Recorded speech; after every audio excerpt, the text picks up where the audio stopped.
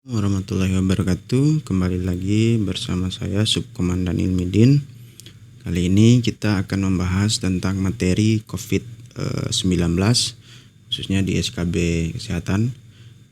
Materi kali ini saya mengambilnya di situs Kemenkes, yaitu di buku PDF Pedoman Pencegahan dan Pengendalian Coronavirus Disease atau yang kita kenal bersama itu COVID-19.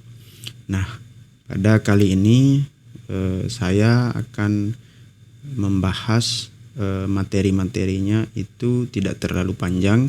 Saya akan mengambil materi-materi yang menurut saya penting dan bisa masuk di SKB Kesehatan. Nah, sebelum kita mulai materi, teman-teman dimohon sekiranya untuk like, kemudian subscribe juga untuk channel saya, dan jangan lupa nyalakan lonceng notifikasinya. Nah, kita akan mulai di apa sih sebenarnya itu coronavirus disease. Nah, coronavirus disease itu atau COVID-19 itu adalah penyakit menular yang disebabkan oleh Severe Acute Respiratory Syndrome atau coronavirus disease 2 atau SARS-CoV-2 yang kita kenal itu. Nah, SARS-CoV-2 itu merupakan coronavirus, itu keluarga besar coronavirus jenis baru. Nah, yang belum pernah diidentifikasi sebelumnya pada manusia. Pengetahuan saya itu coronavirus disease yang sudah coronavirus yang sudah diidentifikasi sebelumnya itu adalah SARS-CoV-1 sama MERS-CoV. Kemudian untuk tanggal ditetapkannya itu pada tanggal 31 Desember 2019 itu WHO Cina melaporkan kasus pneumonia baru yang belum diketahui etiologinya. Nah, pelaporan ini sebenarnya penyebab atau faktor penyebab dari penyakit di COVID-19 ini belum sampai sekarang itu belum ditemukan. Itu etiologinya itu kan dia bicara penyebab penyakit. Nah, kemudian pada tanggal 30 Januari 2020 WHO itu menetapkan kasus tersebut sebagai kedaruratan kesehatan dunia. Dan pada tanggal 11 Maret 2020 WHO menetapkan kasus tersebut sebagai pandemi dunia. Kemudian kalau di Indonesia sendiri itu melaporkan kasus pertamanya pada tanggal 2 Maret 2020. Nah, dari pelaporan ini Indonesia akhirnya menetapkan keputusan lewat keputusan nomor 11 tahun 2020 tentang penetapan kedaruratan kesehatan masyarakat di coronavirus disease. Kemudian juga mengeluarkan keputusan Presiden nomor 12 tahun 2020 tentang penetapan bencana non alam penyebaran coronavirus disease COVID-19 sebagai bencana nasional. Nah, untuk proses penularan COVID-19 itu sebenarnya kita kenal itu ada dua, droplet dan aerosol. Kalau untuk droplet itu adalah partikel berisi air dengan diameter lebih dari 5-10 mikrometer. Nah, penularan droplet ini terjadi ketika seseorang berada pada jarak dekat dalam 1 meter dengan seseorang yang memiliki gejala pernapasan, misalnya batuk dan bersin. Nah, sehingga droplet ini berisiko mengenai mulut dan hidung ataupun mata dari seseorang atau orang lain yang berada di dekatnya. Kemudian, aerosol itu adalah partikel zat yang ada di dalam udara atau gas. Nah, obat aerosol yang biasanya digunakan oleh teman-teman medis itu dia digunakan dengan alat khusus yang berupa namanya itu nebulizer, ya, yaitu mesin yang dapat mengubah cairan menjadi uap. Nah, sebenarnya untuk proses penularan aerosol itu belum dilakukan penelitian lebih lanjut. Tapi yang jelas berdasarkan buku PPI itu penularannya juga ada pada aerosol. Nah, kemudian untuk metode deteksi yang direkomendasikan oleh WHO untuk COVID-19 ini adalah metode deteksi molekular atau NAAT. Nah, seperti pemeriksaan yang kita kenal itu PCR, swab dan sebagainya. Nah, untuk SARS-CoV-2 itu atau coronavirus, khususnya di virus SARS-CoV itu dapat bertahan selama 72 jam pada permukaan plastik dan stainless steel, kurang dari 4 jam pada tembaga, kemudian kurang dari 24 jam pada kardus. Nah, seperti virus corona lainnya, SARS-CoV-2 ini sensitif terhadap sinar ultraviolet dan panas. Sinar ultraviolet itu ya kebanyakan dari cahaya HP dan sebagainya. Kemudian dia juga sebenarnya sensitif terhadap panas.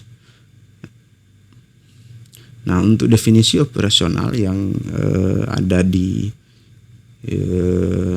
buku ini, sebenarnya saya mengambilnya itu kasus suspek. Kasus suspek, seseorang yang memiliki salah satu atau kriteria dari berikut. Nah, pertama itu orang dengan infeksi saluran pernapasan akut (ISPA) dan pada 14 hari terakhir belum timbul gejala, memiliki riwayat perjalanan atau tinggal di negara atau wilayah Indonesia yang melaporkan transmisi lokal. Nah, kemudian kriteria kedua itu orang dengan salah satu gejala atau tanda ISPA dan pada 14 hari terakhir belum timbul gejala, memiliki riwayat kontak dengan kasus confirm atau probable COVID-19. Nah, kemudian yang ketiga itu orang dengan ISPA berat atau pneumonia berat yang membutuhkan perawatan di rumah sakit dan tidak ada penyebab lain berdasarkan gambaran klinis yang meyakinkan. Kemudian untuk kasus probable, kasus suspek dengan ISPA berat atau ARDS atau meninggal dengan gambaran klinis yang meyakinkan COVID-19 dan belum, dia hanya meyakinkan dia kasus COVID-19, tapi dia belum ada hasil pemeriksaan laboratorium RT-PCR. Kemudian kasus konfirmasi itu adalah seorang yang dinyatakan positif terhadap virus COVID-19 yang dibuktikan dengan pemeriksaan laboratorium RT-PCR. Nah, kasus konfirmasi dibagi menjadi dua, kasus konfirmasi dengan gejala atau kasus konfirmasi dengan tanpa gejala. Kemudian kontak erat. Orang yang memiliki riwayat kontak erat dengan kasus probable atau konfirmasi COVID-19, riwayat kontak yang dimaksud antara lain pertama, kontak tatap muka atau berdekatan dengan kasus probable atau kasus konfirmasi dalam radius 1 meter dan dalam jangka waktu 15 menit atau lebih. Kemudian yang kedua itu melakukan sentuhan fisik langsung dengan kasus probable atau konfirmasi seperti bersalaman atau berpegangan tangan dan lain sebagainya. Nah, yang ketiga itu orang yang memberikan perawatan langsung terhadap kasus probable atau konfirmasi tanpa menggunakan APD yang sesuai dengan standar tenaga kesehatan misalnya. Kemudian yang keempat itu situasi lain yang mengidentifikasi adanya kontak berdasarkan penilaian risiko lokasi yang ditetapkan oleh tim penyelidikan epidemiologi setempat atau penjelasan sebagaimana terlampir di pedoman pengendalian infeksi itu. Kemudian yang keempat itu discarder apabila memenuhi salah satu syarat sebagai berikut. Pertama, A, seorang dengan status kasus suspek dengan hasil pemeriksaan RT-PCR 2 kali negatif. Nah, 2 kali negatif selama 2 hari berturut-turut dengan selang waktu lebih dari 24 jam.